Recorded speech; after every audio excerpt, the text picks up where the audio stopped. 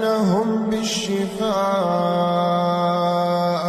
واجعل ما أصابهم من الهم والحزن والمرض والغم مغفرة لذنوبهم وتكفيرا لسيئاتهم ورفعة في درجاتهم.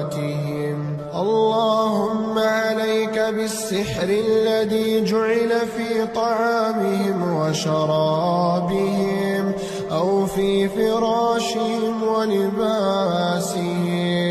اللهم عليك بمن تسلط عليهم